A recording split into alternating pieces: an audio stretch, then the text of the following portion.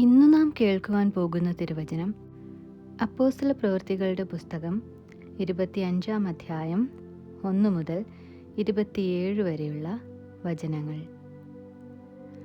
അപ്പോസ്തലപ്രവൃത്തികളുടെ പുസ്തകം 25-ാം അധ്യായം 1 മുതൽ 27 വരെയുള്ള വചനങ്ങൾ. ഫെസ്തോസ് സംസ്ഥാനത്തിൽ വന്നിട്ട് 3 നാൾ കഴിഞ്ഞ ശേഷം കൈസരിയിൽ നിന്ന് യെരുശലേമിലേക്ക് പോയി. അപ്പോൾ മഹാപുരോഹിതന്മാരും യഹൂദന്മാരുടെ പ്രധാനികളും പൗലോസിൻ്റെ നേരെ അവൻ്റെ സന്നിധിയിൽ അന്യായം ബോധിപ്പിച്ചു. ദയചെയ്ത് അവനെ യെരുശലേമിലേക്ക് വരുത്തേണ്ടതിന് അവർ പൗലോസിന് പ്രതികൂലമായി അവനോട് അപേക്ഷിച്ചു. വഴിയിൽ വെച്ച് അവനെ കൊന്നുകളവാൻ അവർ ഒരു പതിയിരിപ്പ് ഏർപ്പെടുത്തി. അതിന് ഫെസ്തോസ് പൗലോസിനെ കൈസരിയിൽ സൂക്ഷിച്ചിരിക്കുന്നു, ഞാൻ വേഗം അവിടേക്ക് പോകുന്നുണ്ട്. നിങ്ങളിൽ പ്രാപ്തിയുള്ളവർ കൂടെ വന്ന് ആ മനുഷ്യൻ്റെ നേരെ അന്യായമുണ്ടെങ്കിൽ ബോധിപ്പിക്കട്ടെ എന്ന് ഉത്തരം പറഞ്ഞു. അവൻ ഏകദേശം 8-10 ദിവസം അവരുടെ ഇടയിൽ താമസിച്ച ശേഷം കൈസരിയ്ക്ക് മടങ്ങിപ്പോയി. പിറ്റേന്ന് ന്യായാസനത്തിലിരുന്ന് പൗലോസിനെ വരുത്തുവാൻ കൽപ്പിച്ചു. അവൻ വന്നപ്പോൾ യെരുശലേമിൽ നിന്ന് വന്ന യഹൂദന്മാർ ചുറ്റും നിന്ന് അവൻ്റെ നേരെ കഠിന കുറ്റം പലതും ബോധിപ്പിച്ചു. പൗലോസോ യഹൂദന്മാരുടെ ന്യായപ്രമാണത്തോടാകട്ടെ, ദേവാലയത്തോടാകട്ടെ, കൈസരോടാകട്ടെ ഞാൻ ഒരു കുറ്റവും ചെയ്തിട്ടില്ല എന്ന് പ്രതിവാദിച്ചപ്പോൾ ആ കുറ്റങ്ങളെ തെളിയിക്കുവാൻ അവർക്ക് കഴിഞ്ഞില്ല.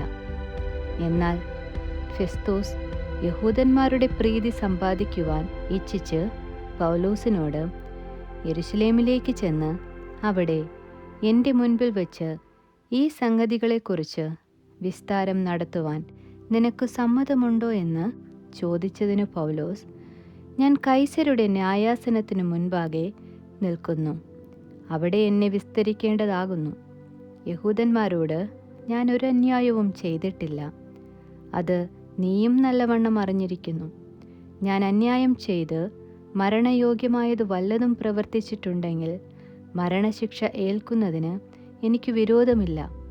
ഇവർ എൻ്റെ നേരെ ബോധിപ്പിക്കുന്ന അന്യായം നേരല്ല എന്നു വരികിലോ എന്നെ അവർക്ക് ഏൽപ്പിച്ചു കൊടുക്കുവാൻ ആർക്കും കഴിയുന്നതല്ല.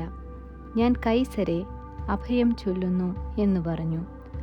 അപ്പോൾ ഫെസ്തോസ് തൻ്റെ ആലോചന സഭയോട് സംസാരിച്ചിട്ട്, കൈസരെ നീ അഭയം ചൊല്ലിയിരിക്കുന്നു, കൈസരുടെ അടുക്കലേക്ക് നിനക്ക് പോകാമെന്നുത്തരം പറഞ്ഞു.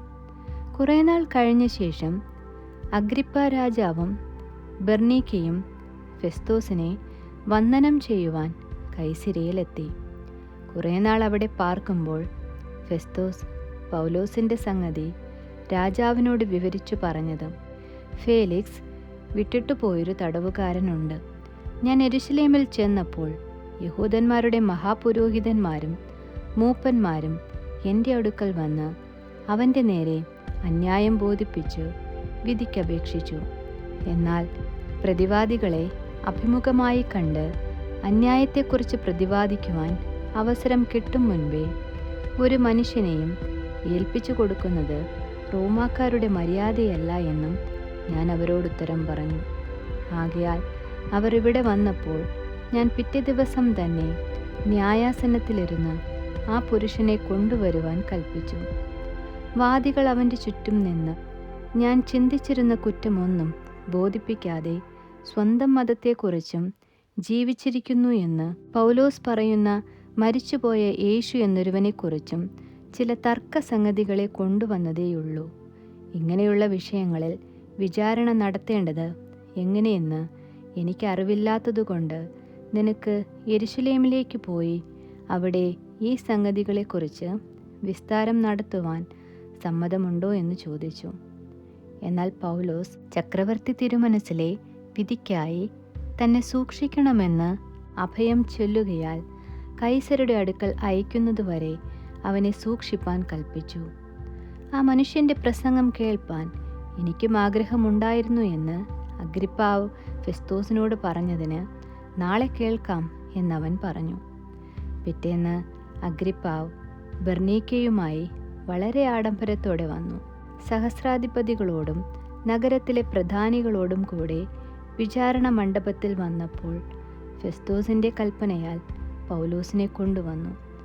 അപ്പോൾ ഫെസ്തോസ് പറഞ്ഞത്, അഗ്രിപ്പാ രാജാവേ, ഇവിടെ വന്നുകൂടിയിരിക്കുന്ന സകല പുരുഷന്മാരുമായുള്ളവരെ, യഹൂദന്മാരുടെ സമൂഹമെല്ലാം യെരുശലേമിലും ഇവിടെയും വെച്ച് എന്നോട് അപേക്ഷിക്കുകയും അവനെ ജീവനോടെ വെച്ചേക്കരുതെന്ന് നിലവിളിക്കുകയും ചെയ്ത ഈ മനുഷ്യനെ നിങ്ങൾ കാണുന്നുവല്ലോ.